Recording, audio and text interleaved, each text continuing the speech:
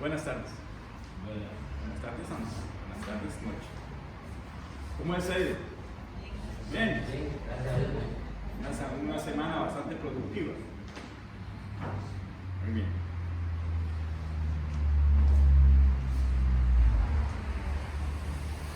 Vamos a Santiago, capítulo 1.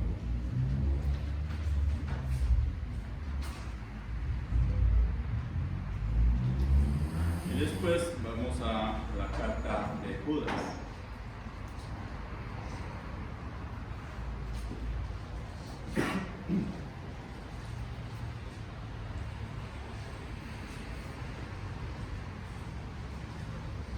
¿Lo tienen?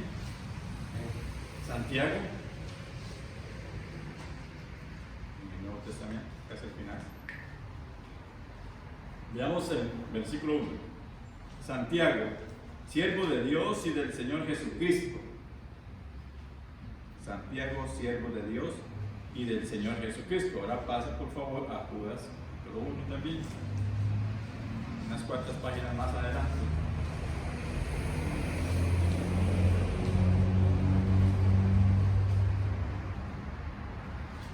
¿Lo tienen?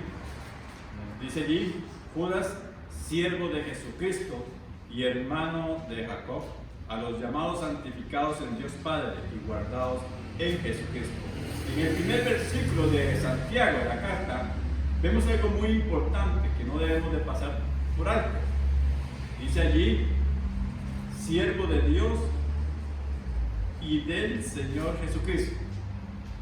De esto vamos a entender la manera en cómo el escritor se define a sí mismo delante de nuestro Señor Jesucristo y delante de Dios.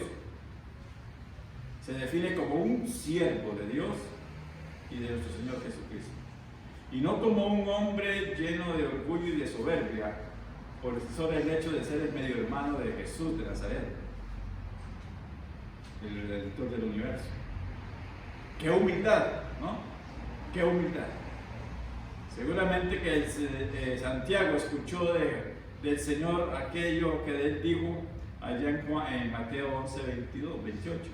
Venid a mí todos que estáis cargados y cansados, que yo os haré descansar. Aprended de mí, que soy manso y humilde de corazón. Precisamente de eso aprendió entonces el medio hermano de nuestro Señor Jesucristo, Santiago. Humildad. Y vemos también en Judas lo mismo. Era hermano de Santiago, en este caso. También se autodefine como siervo de Dios y siervo de nuestro Señor Jesucristo. ¿Estamos de acuerdo? Y dice en la segunda parte del versículo 1 de Judas, a los llamados santificados del Dios Padre. Esa es una llamada precisamente a los santificados. Recordemos que la carta entonces está dirigida a los llamados al conocimiento de la escrita palabra de Dios mediante Jesucristo. Eso no podemos dejarlo o pasarlo por encima, o dejarlo como algo a olvidar pronto, ya que nosotros tenemos esa tendencia de olvidar los grandes beneficios que Dios ha traído a nuestras almas. Recuerden el Salmo 103, sí, es algo muy importante. Preguntémonos entonces qué fue lo que transformó, qué fue lo que cambió a estos dos hombres, o mejor dicho, a todos los hombres y mujeres que el Señor les habló. ¿Se han preguntado ustedes eso? ¿Qué fue lo que transformó a estos hombres? Para encontrar a esta pregunta, vamos a Hechos capítulo 1. Hechos capítulo 1, rápidamente.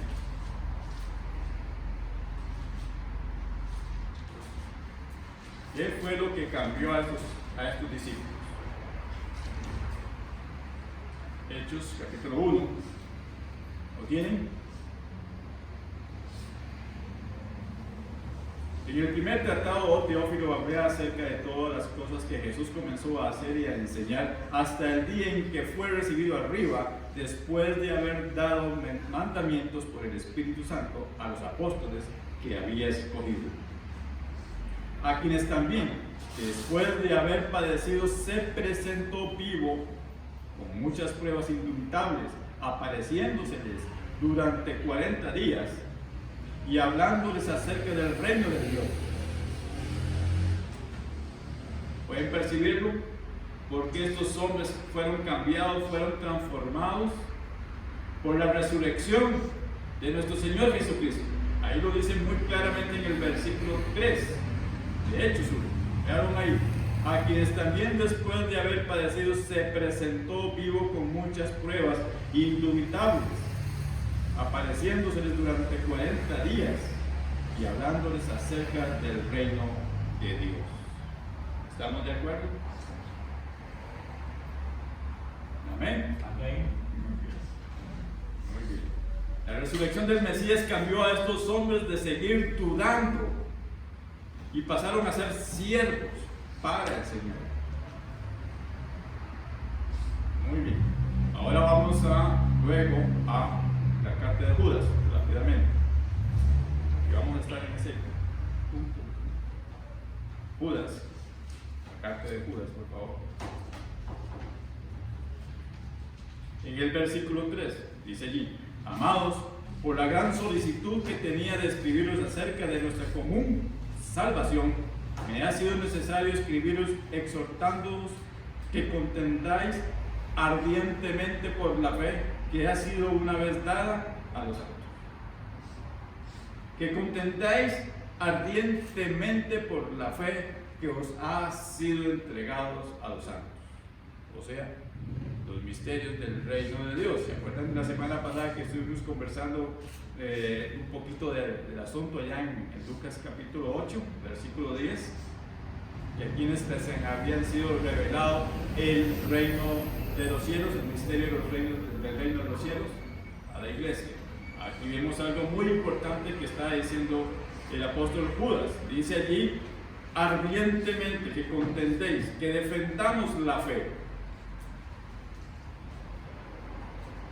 El escritor de la carta nos dirige a mantenernos firmes en cuanto a las grandes estrategias que están llevando los hombres en el mundo para difundir la mala o insana doctrina que ellos manejan.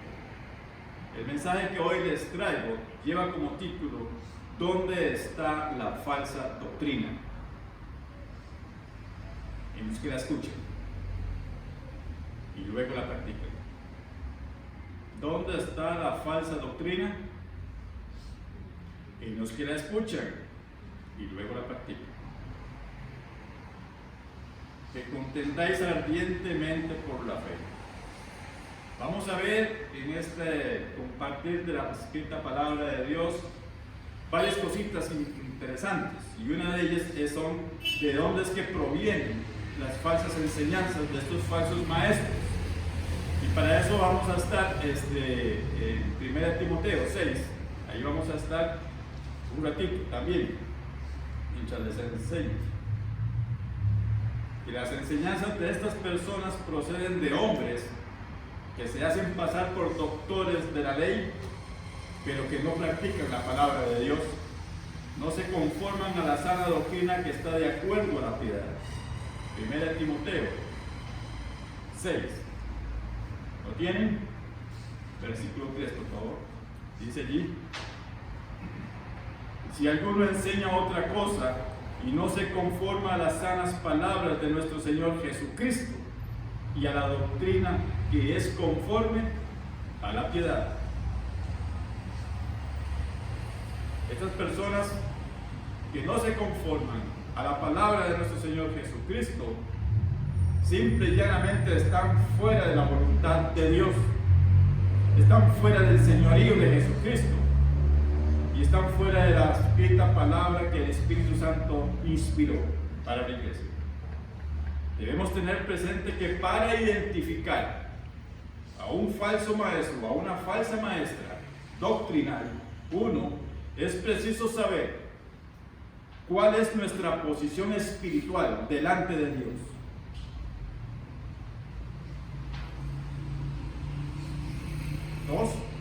¿Cuál es el aporte que estoy dando conforme a la doctrina de Cristo y de los apóstoles en la iglesia en que me estoy congregando? Eso es muy importante. Y 3, ¿cuál es nuestra autoridad delante de los falsos maestros doctrinales? Son 3 cosas, 3 principios bíblicos que nosotros tenemos que tener presente a la hora de definir nuestra identidad con Cristo y con el Evangelio. ¿Estamos bien? Presten atención. Observe cómo la Escritura santa y justa y sabia describe a un falso maestro doctrinal en el versículo 3 de 1 Timoteo. Dice ahí, en el 4, que si estos hombres no se conforman a la doctrina de la piedad, entonces estas personas están envanecidas, nada saben, deliran acerca de cuestiones y contiendas de palabras, de las cuales nacen envidias, pleitos, blasfemias, malas sospechas, disputas necias de hombres corruptos de entendimiento y privados de la verdad, que toman la piedad como fuente de ganancia. Apártate de allí, dice, eros tales. Pero gran ganancia es la piedad acompañada de contentamiento, porque nada hemos traído a este mundo, y sin duda nada podremos llevar. Así que, teniendo sustento y abrigo, estemos contentos con esto, porque los que quieren enriquecerse caen en tentación y lazo, y en muchas codicias necias y dañosas que hunden a los hombres en destrucción y perdición.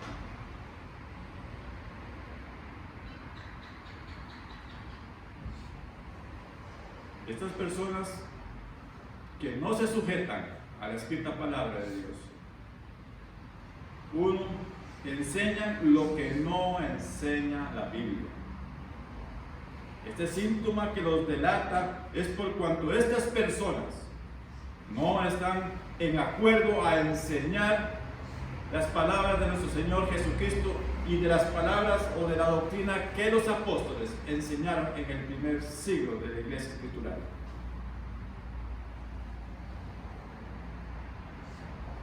Estas personas no se están dando cuenta que han sido, dice que no han sido, o que han sido más bien, que han sido convertidas en transgresores de la palabra de Dios.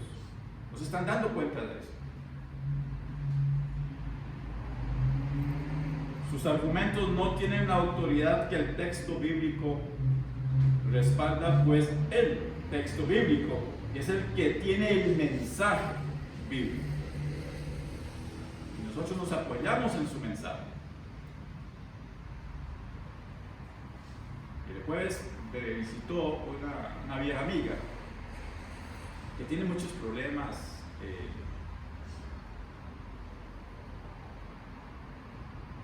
de identidad, y vive un puro pleito con su marido y los hijos, y ella llega a la casa y me habla y me dice con mucha alegría que está yendo a una iglesia, y diga que bien, gloria a Dios. Entonces me hace la pregunta que por qué nosotros bautistas no permitimos, según ella, sus palabras, que por qué no permitimos a una mujer predicar en una congregación. Y yo, bueno, la Biblia no lo enseña, simplemente no lo enseña, y yo no lo entiendo. Nosotros nos comprometemos con este libro. Esto es lo que nosotros nos comprometemos a este libro, porque es palabra de Dios. Amén. No nos estamos comprometiendo con una denominación cristiana o evangélica. Es con esto que tenemos que comprometernos. Desafortunadamente, en la actualidad, la Biblia no es la que define a las congregaciones religiosas, sino es un tema ligeramente adornado de algún escritor en psicología,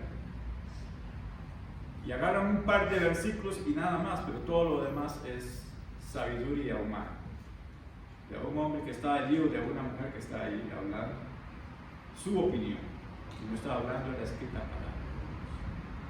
Y eso no los respalda la Biblia, porque no es palabra de Dios. justa razón, una de nuestras batallas, entonces, como dice allí Judas en el versículo 3, ardientemente debemos de defender la fe que nos ha sido dada una vez por todas. ¿Estamos de acuerdo? Sí. Muy bien. Vamos a ver entonces algunas consecuencias de las personas estas que aún no se han dado cuenta que están siendo convertidas en transgresores de la palabra de Dios. Por favor, vaya ahí a Romanos capítulo 1. Romanos capítulo 1. Vamos a leer desde el versículo 17. Y ahí les dejo de tarea todo el versículo 1, 2 y 3 de Romanos, que es muy interesante. ¿Lo tienen? Porque en el Evangelio la justicia de Dios se revela por la fe y para fe, como está escrito. Mas el justo por la fe vivirá. Porque la ira de Dios, o sea, la justicia de Dios, se revela desde el cielo contra toda impiedad e injusticia de los hombres, que detienen con injusticia la verdad. Porque lo que es de Dios se conoce y les es manifiesto, pues Dios se lo manifestó. Porque las cosas invisibles de Él, su eterno poder y deidad, se hacen claramente visibles desde la creación del mundo, siendo entendidas por medio de las cosas hechas, de modo que no tienen excusa. Pues habiendo conocido a Dios, no le glorificaron como a Dios, ni le dan gracias, sino que se envanecieron en sus razonamientos y su necio corazón fue entenebrecido. Profesando ser sabios, se hicieron necios. Aquí vemos entonces del hombre y de la mujer natural su tendencia a tratar de cambiar lo que Dios ha dicho se haga. Su mente está envanecida y su necio corazón entenebrecido por su orgullo y soberbia.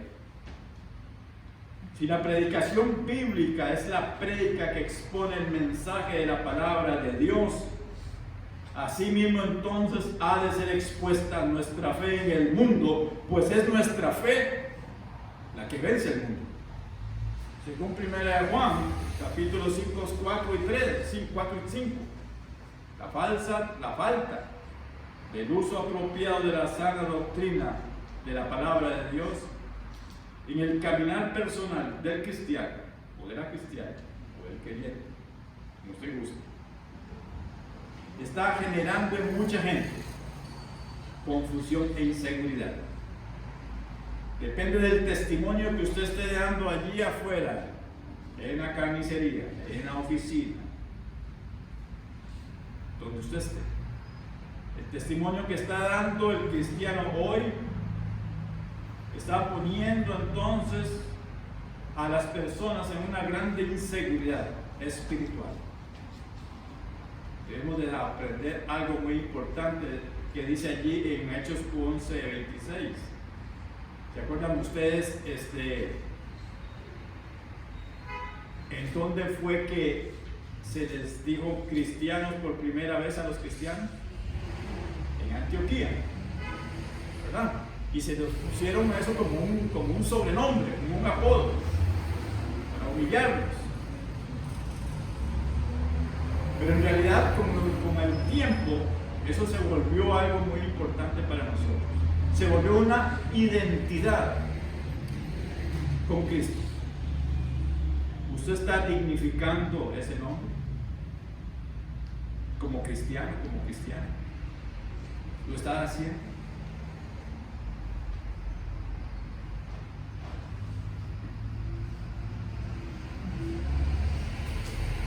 Conocer a Cristo y a su Evangelio lo cambia todo. ¿Alguna vez usted se ha encontrado como en un callejón sin salida, como en un callejón de la duda? Yo muchas veces me vi en un callejón así. ¿Se acuerdan ustedes del personaje de Zaqueo? Allá en Lucas 19. ¿Se acuerdan que ese hombre se subió a un árbol? ¿Verdad?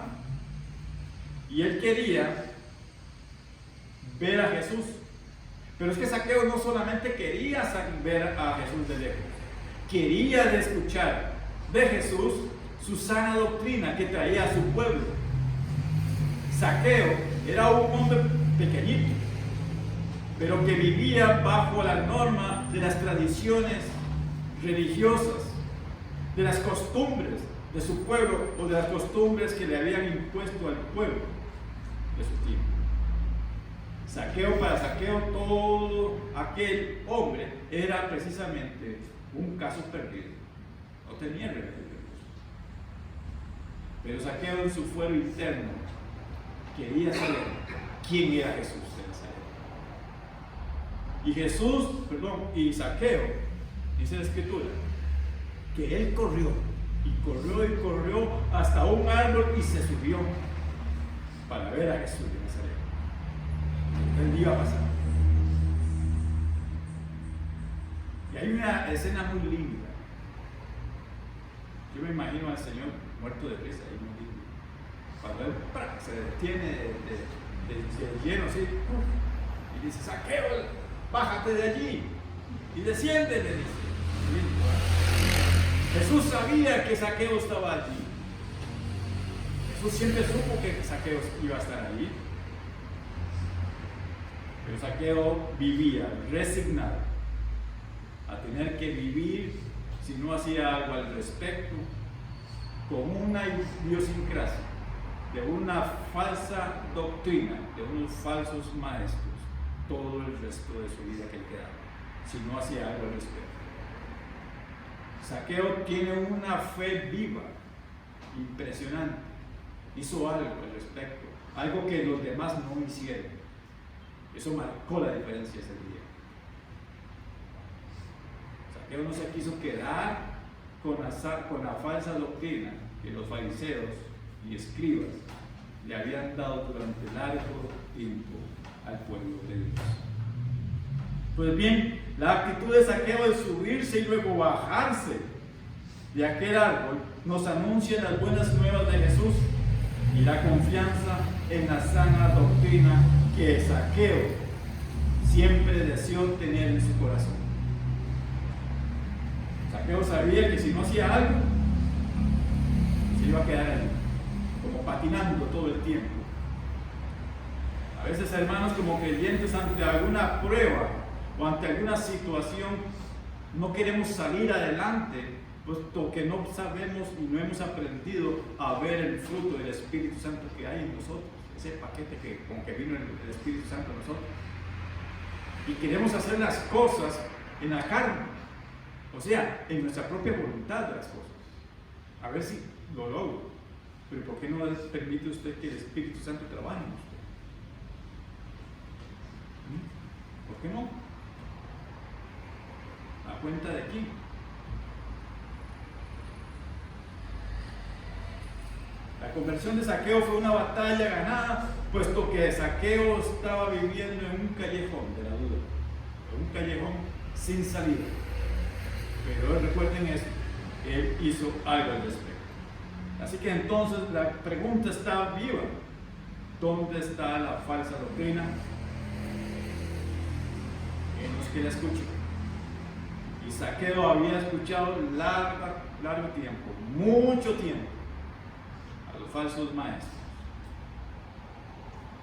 No tenían otra opción.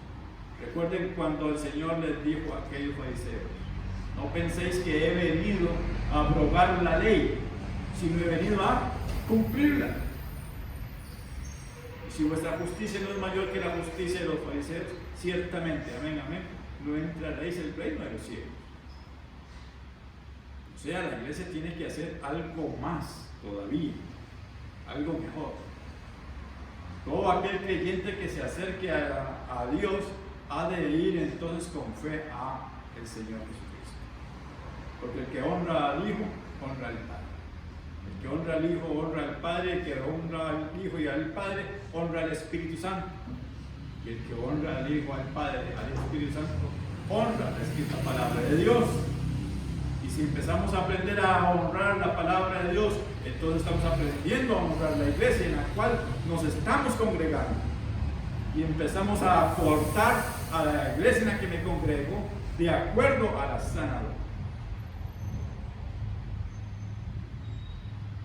¿Estamos? Así que no espere a que la vida se le escape. Las características de un falso maestro doctrinal solamente la podemos entender a partir de que usted conoce palabra de Dios, porque por sus frutos los conoceréis. Un árbol no puede dar dos frutos a la vez, uno dulce y uno amargo. ¿Verdad que no? No se ha visto eso todavía. No puedo tener aquí la mitad para acá y la mitad para allá de otra cosa. Tengo el concepto de aquí del mundo y tengo el concepto del principio bíblico aquí.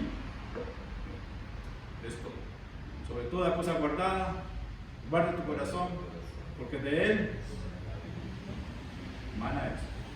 Eso es lo que debe de emanar hacia el mundo y hacia nosotros. Tu palabra es verdad, tu palabra nos santifica. ¿Estamos entendiendo? Si usted está conociendo la sana doctrina y cómo ésta se aplica en su vida diaria, usted sabrá entonces de los falsos maestros. Allí en primera de Timoteo 6, note algo muy importante que está en el versículo 3, al principio. Si alguno enseña otra cosa, deténgase ahí un momentito.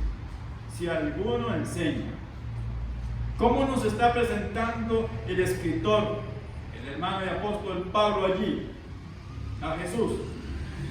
Lo está presentando como el maestro de maestros. El apóstol Pedro lo presenta como el príncipe de los pastores. Aquí Pablo está enseñando, está presentando a nuestro Señor como el maestro de maestros. Si alguno enseña otra cosa y no se conforma a las sanas palabras, ¿de quién? De nuestro Señor Jesucristo. No de una denominación, no de un hombre, no de una mujer, sino de la escrita palabra de Dios que salió de la boca de nuestro Señor Jesucristo.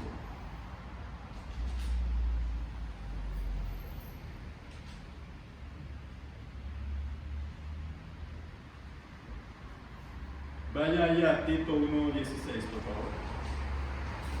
Tito, un par de páginas más adelante, para que veamos algo muy interesante.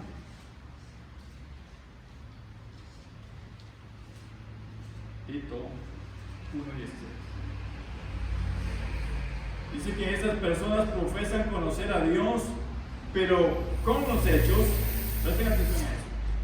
Dicen conocer a Dios, pero con los hechos lo niegan, siendo abominables y rebeldes, reprobados en cuanto a toda buena obra.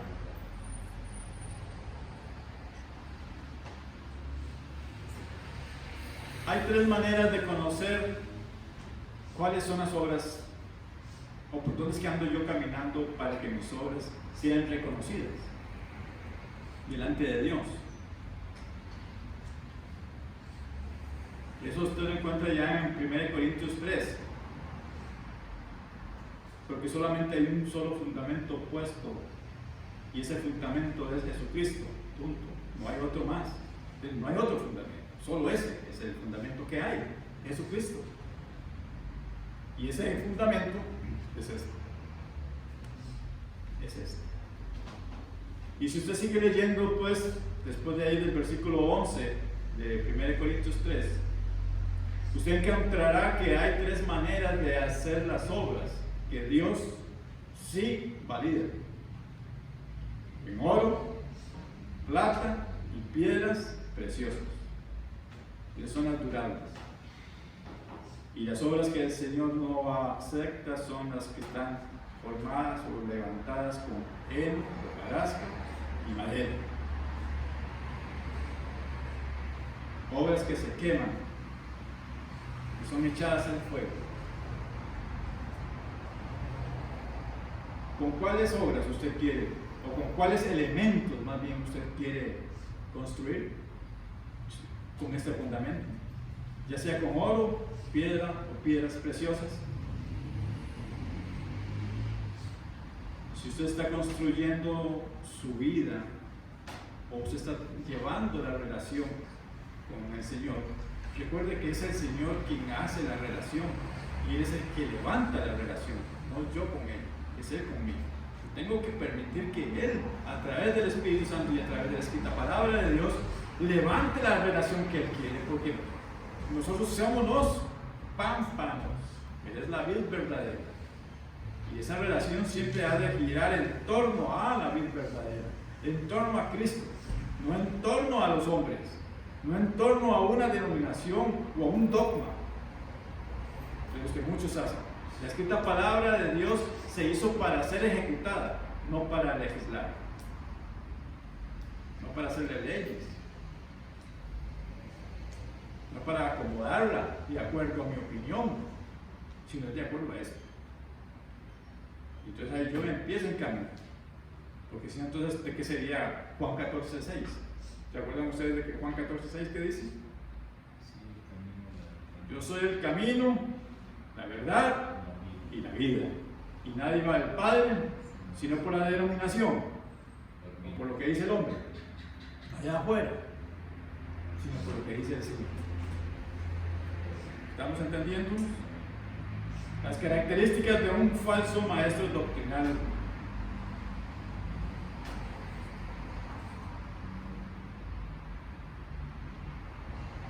Date prisa, le dijo el Señor a Zaqueo. Si los perdidos han de ser ganados, nosotros, tal como Jesús lo hizo, que lo buscó personalmente a Zaqueo, así nosotros también debemos de buscar a los perdidos. Hoy no solamente nuestro Señor Jesucristo sabe en el dilema, en el callejón sin salida, en ese callejón de la duda en que vive el mundo. Hoy por hoy, para muestras un botón, ese virus que anda ahí alrededor del planeta, no anda destruyendo familias, anda matando personas. Y eso es algo grave. Eso es algo que tenemos que respetar también.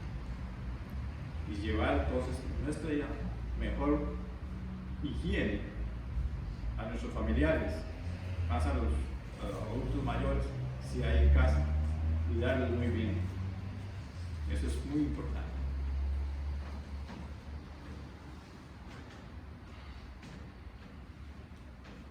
Cuando Jesús le dice a Zaqueo, date prisa, Jesús lo está invitando a acercarse al amor y a la gracia y a la verdad que el Señor trajo a la humanidad.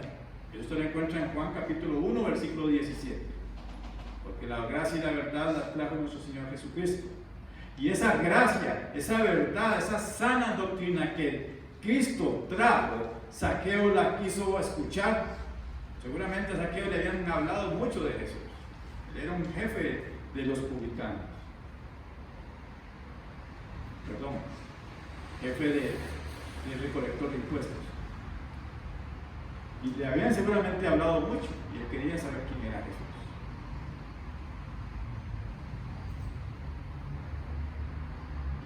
Él quería escuchar las palabras del Señor. El encuentro que tuvo Zaqueo con Jesús de Nazaret nos recuerda 2 Corintios 5:17. ¿Se acuerdan ustedes de 2 Corintios 5:17? De modo que el que está en Cristo, nueva criatura es.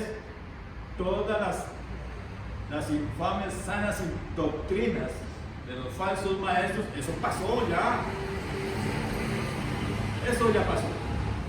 Ahora está, todas son hechas nuevas. Aquí está lo que es nuevo. Yo me enrumbo a lo que está por delante. La palabra de Dios. No lo que diga un hombre. Nos recuerda que nuestra nueva naturaleza en Cristo nos transforma y nos forma como discípulos y discípulas para Cristo. Y que la rebeldía nos deforma, nos aísla, hace aferrarnos a las ramas de la duda y a quedarnos ahí prensados en ese árbol y no queremos bajarnos. Tenemos que bajar de ese árbol, tal como se lo dijo el Señor a Zaqueo. Bájate desde allí, desciende, Zaqueo, porque hoy voy a cenar en tu casa. Que me encanta cómo el Señor se autoinvitaba.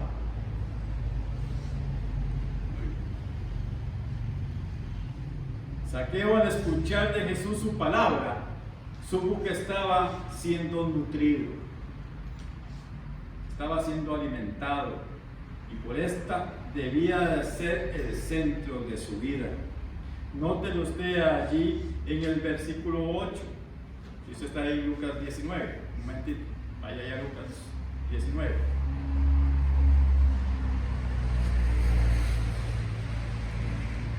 Lucas 19.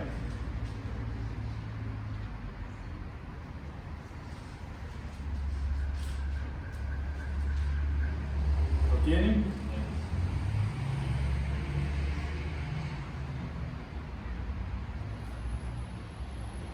Entonces Zaqueo, puesto en pie, dijo al Señor: he aquí, Señor. Deténgase un momentito en esa frase tan poderosa y tan pequeñita, así como Zaqueo. He aquí, Señor, le dice. Cuando Zaqueo le está diciendo eso al Señor, Zaqueo está aceptando la palabra de Dios, está aceptando la palabra de Jesucristo.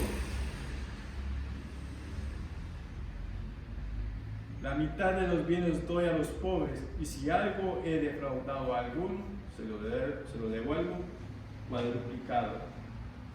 4 cosas más grandes yo debo de hacer entonces, si he recibido palabra de Dios, si yo he reconocido que soy hijo de Dios, si soy hija de Dios. Voy a esforzarme un poco más, voy a caminar la media milla más. Esfuérzate y sé valiente, es la escritura ya en Josué 1, 7 y 9. ¿Acuerdan de Josué? Si usted está viviendo en el callejón de la duda, es hora de salir de allí, de ese callejón, que le puede a usted devorar sus mejores años de vida. Jesús le dijo a Zaqueo: date prisa y desciende, y Zaqueo hizo algo al respecto para cambiar. Cuando Zaqueo se está bajando de ese árbol, Zaqueo está poniendo en acción la fe viva, la fe que vivifica. Vivifícame según tu palabra, dice la escritura en el Salmo 119, según tu palabra. Y aquí Zaqueo está siendo vivificado por la palabra de nuestro Señor Jesucristo.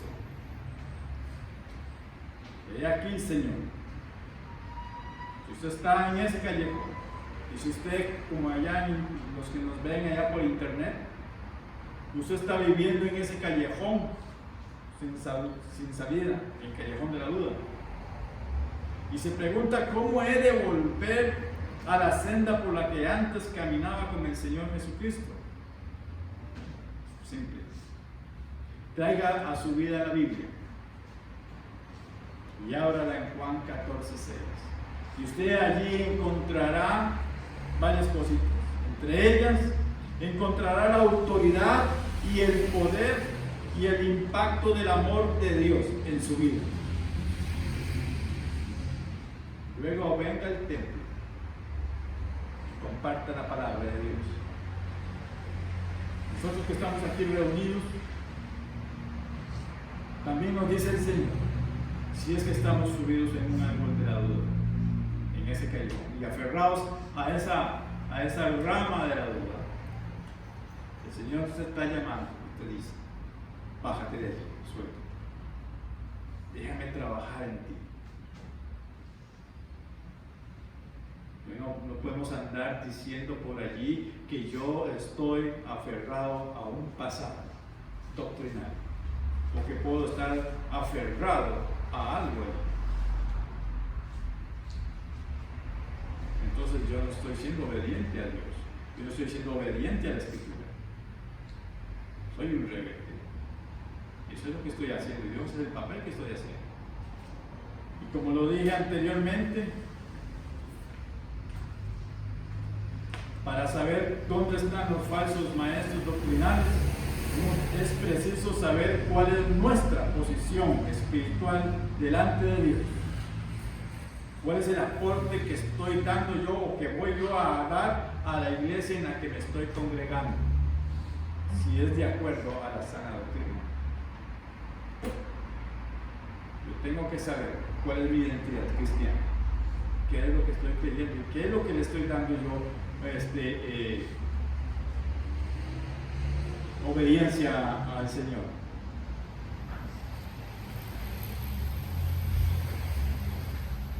Por último, vea el versículo 10 de Lucas 19, lo que le dijo el Señor en el versículo 9. Jesús le dijo: hoy ha venido la salvación a esta casa, por cuanto él también es hijo de Abraham. Note usted allí cómo el Señor no hace acepción de personas. Qué lindo, ¿eh? Porque el Hijo del Hombre vino a buscar y a salvar lo que se había perdido. Amén. Se me fue el tiempo. Oh, corre aquí el tiempo. Vamos al Salmo 119.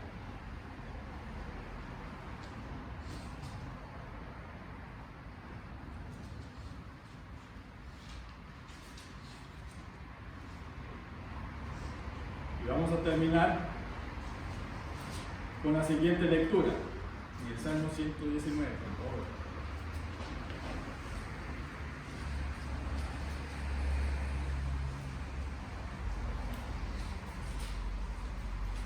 ¿Lo tienen? Leemos desde el versículo 33 al 56. Vamos a leer todos juntos, al unísono.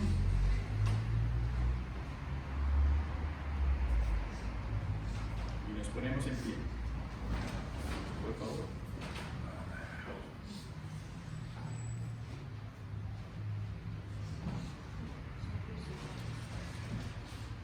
¿Lo tienen? Muy bien. Vamos a leer.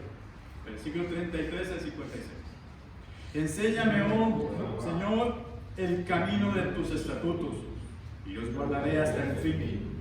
Dame entendimiento, y guardaré tu ley, y la cumpliré de todo corazón. Guíame por la senda de tus mandamientos, porque en ella tengo mi voluntad.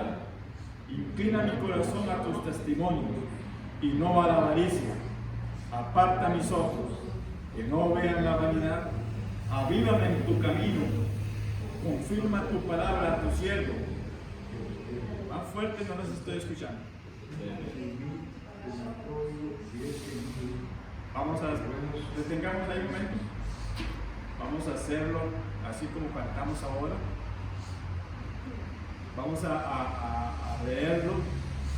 Que llegue estas palabras al cielo, como dicen por ahí, con firmeza, con convicción, con certeza de que lo que estamos leyendo es palabra de Dios para nuestro regocijo, para nuestra vivificación, porque tu palabra es verdad, tu palabra nos santifica.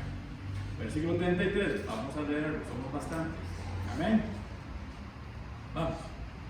Enséñame, oh Jehová, el camino de tus estatutos, que guardaré hasta el fin.